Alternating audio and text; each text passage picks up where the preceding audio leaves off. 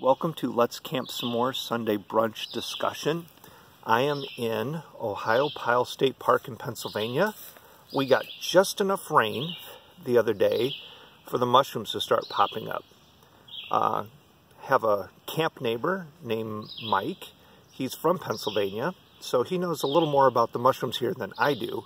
We don't know what this one is. We're pretty sure it's not edible, but instead we have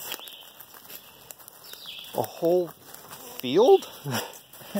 I don't know what we would call it. I guess a honey patch, a honey hole.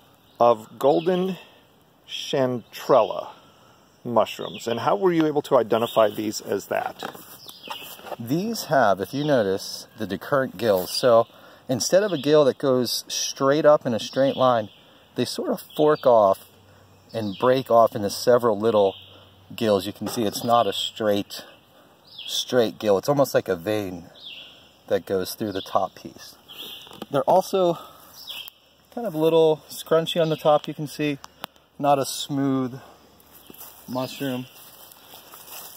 Love the oak trees. They are really just, I can't believe how many there are in here.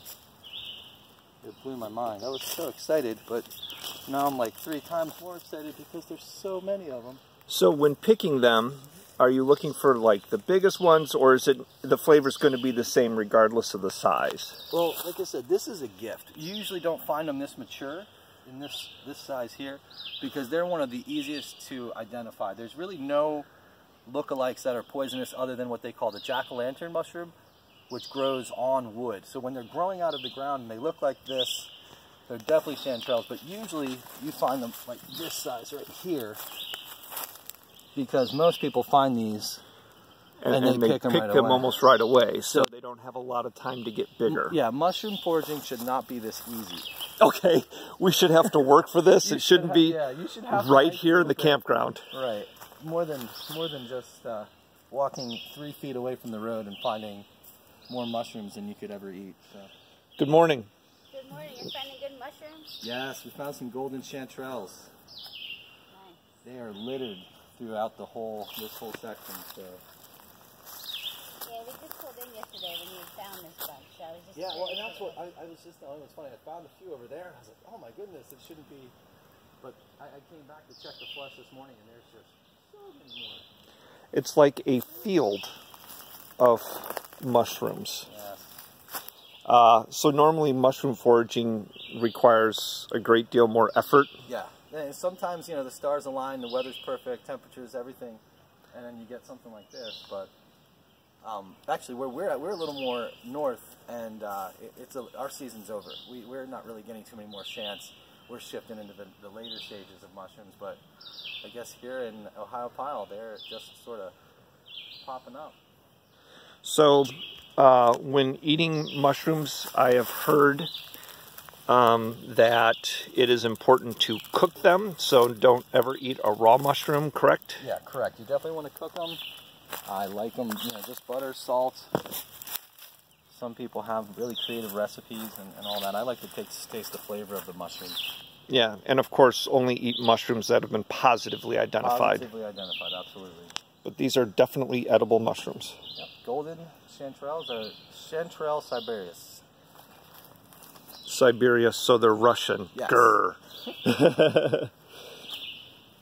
Well, there seems to be plenty here. I think everybody's going to end up with a mushroom omelet this morning.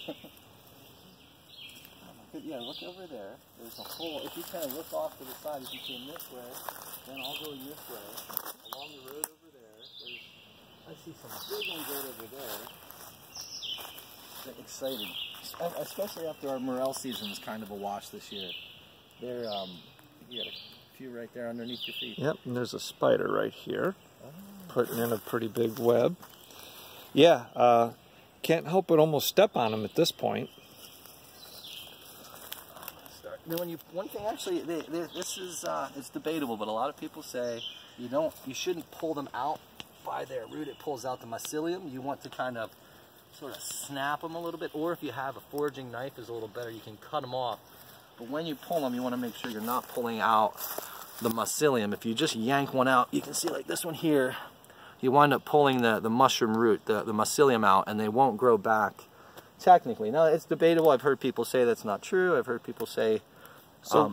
yeah, so the only time I picked mushrooms, I push them over. I just kind of like push them over and try and get like the natural snap in the stem. Yeah. And then... These have a meatier stalk. If you look, they're a little more thick and kind of... There's a little more texture in there, so it's harder to just snap them like you would. Like a morel just comes right off. It pops off in your thumb. Right. These require a little more effort. You have to sort of push your thumb through them. Or again, a foraging knife is perfect. If you had a foraging knife, you could just kind of cut them right off at the base and make easy work of them. Right. So you picked some last night.